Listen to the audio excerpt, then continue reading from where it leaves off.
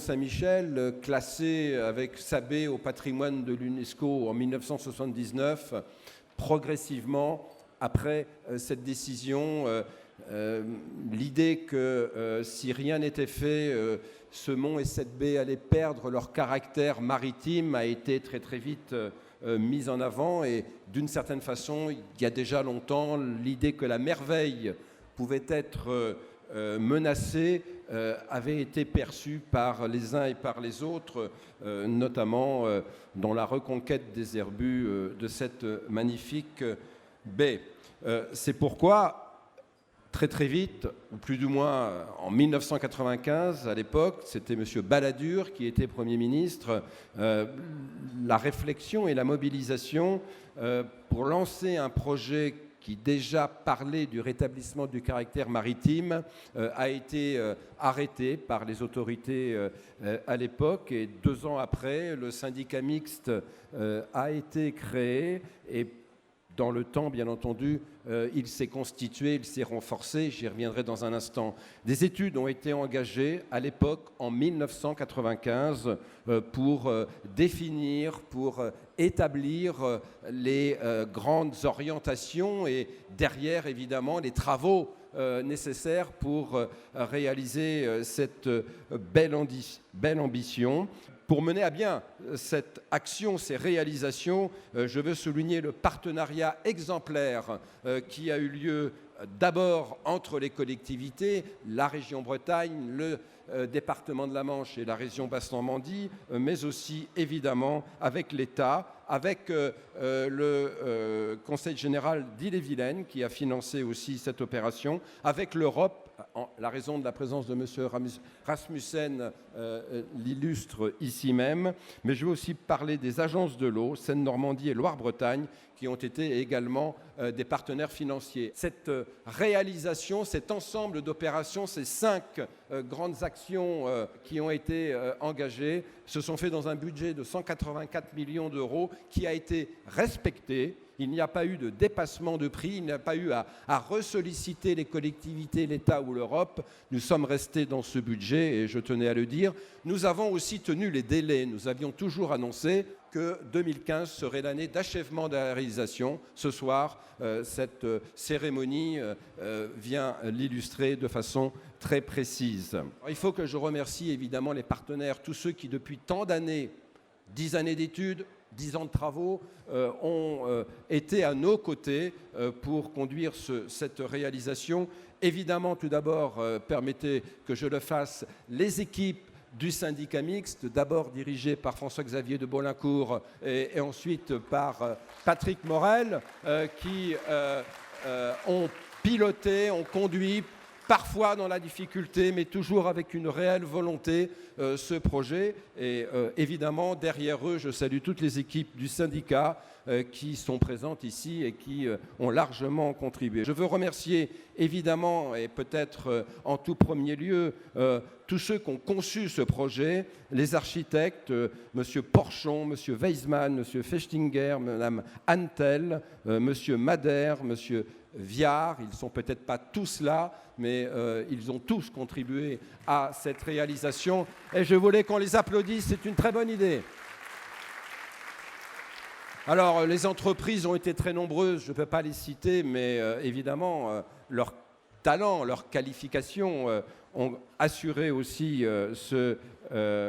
cette réussite. L'avenir, c'est bien entendu la mise en tourisme, car ces réalisations n'ont pour objectif principal, effectivement, d'améliorer la quantité, mais aussi la qualité du tourisme. Je crois que c'est très important et nous avons un contrat de destination qui a été mis en place avec le gouvernement qui doit nous permettre, pour les années qui viennent, évidemment, de prolonger tous ces efforts. Je pense que nous pouvons être fiers de ce travail qui, j'en suis sûr, portera une nouvelle image du Mont-Saint-Michel. Cet objectif que nous partageons ensemble, Bretagne et demain Normandie, de donner au Mont-Saint-Michel un deuxième souffle, une perspective nouvelle pour son développement, pour ses habitants, j'insiste beaucoup, et pour tous ses partenaires qui sont présents ici. Merci à vous. Je me suis aperçu que le Couesnon a fait une merveille. Ce barrage est magnifique et ce soir, ma commune, ma petite merveille, va se mettre en fête grâce au syndicat mixte pour vous éblouir et admirer tout ce spectacle. C'est en voisin que nous sommes ici parce que nous sommes bien au-delà des frontières administratives du département d'Ille-et-Vilaine. Ce projet a mis 20 ans. 20 ans, ça nous rappelle que le temps politique est un temps long. Dans cette société du zapping, de l'instant, de l'immédiateté, c'est important de se rappeler qu'un projet se mûrit, se réfléchit, se travaille pour aboutir à une réussite.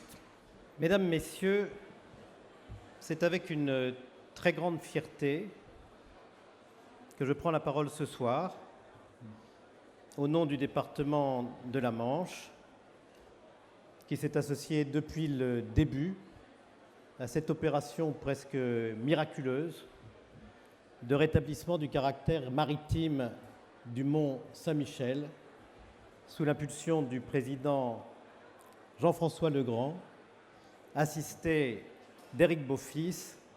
Aujourd'hui,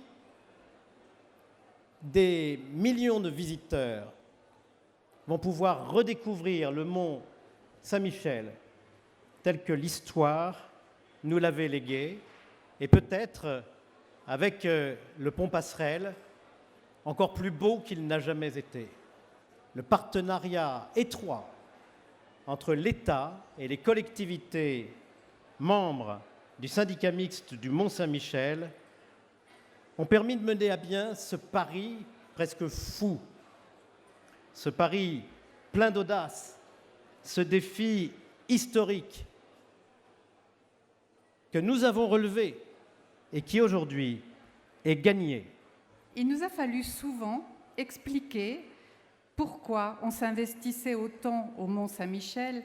On s'investissait financièrement, mais aussi en termes de temps, puisque le mont n'est pas tout à fait en Bretagne. Pas encore, en tout cas. On a une grande joie d'arriver au bout de ce projet un peu fou, colossal en tout cas.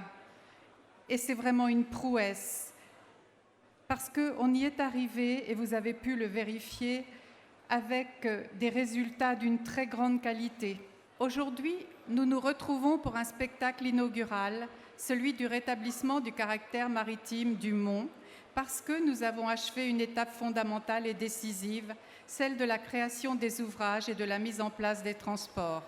Mais la dynamique que nous avons enclenchée se poursuivra à travers tous les chantiers à venir, plus légers mais déterminants aussi. Ensemble, chacun dans son rôle, en coordonnant nos efforts, en complémentarité, nous irons vers une attractivité de plus en plus affirmée, portée par la merveille, notre chance, notre patrimoine partagé aussi. Alors, longue vie au barrage et qu'une bonne fortune préside toujours à la destinée du Mont et de sa baie.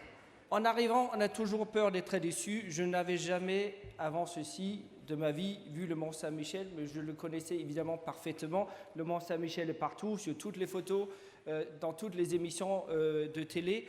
Le Mont Saint-Michel est une icône que quasiment tous les Européens ont dans leur culture générale, moi-même inclus. On s'y approche, on sait que le Mont Saint-Michel, c'est un mirage physique entre ciel et mer, entre mer et terre, entre mer et ciel. Et on s'est dit, je risque d'être déçu. Ça ne va pas être aussi bien. Ça ne va pas être aussi bien que dans mes rêves, que sur les photos, etc. Ils ont juste pris la photo à côté du parking, à côté du bus, à côté de l'hôtel moche. Ça va être un peu moins bien que ce qu'on pense. On a tellement... Moi aussi, quand je suis touriste, je suis un homme romantique, j'ai peur d'être déçu. Je suis arrivé chez vous, j'ai eu le temps de me balader un peu et je rentre émerveillé. Mais quelle réussite! Chapeau! Vous avez réussi à faire un projet qui signale toutes les valeurs européennes. Vous avez réussi à créer un projet qui est calme et qui signale tout ça et qui met en valeur ceux qui le méritent, à savoir le Mont Saint-Michel. On arrive ici et on n'a que des yeux pour ça. Très, très grande réussite. Je retournerai à Bruxelles et je leur dirai, on avait tort.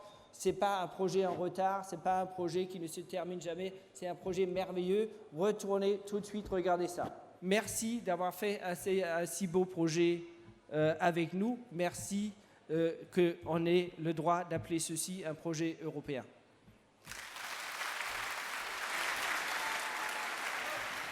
Le rétablissement du caractère maritime s'est imposé aux décideurs publics comme une mesure d'urgence pour sauvegarder le site et permettre aux 2,5 millions de visiteurs annuels de contempler, au gré des marées, dans des conditions de qualité et de sécurité aux normes les plus modernes, le spectacle unique qu'est le mont posé sur l'eau. Une aventure, je le disais, collective, une aventure exigeante, une aventure passionnante, qui, j'en suis certaine, restera dans la mémoire de ceux qui ont eu la chance d'y participer, et comme vous qui êtes là, qui sont pleinement consacrés.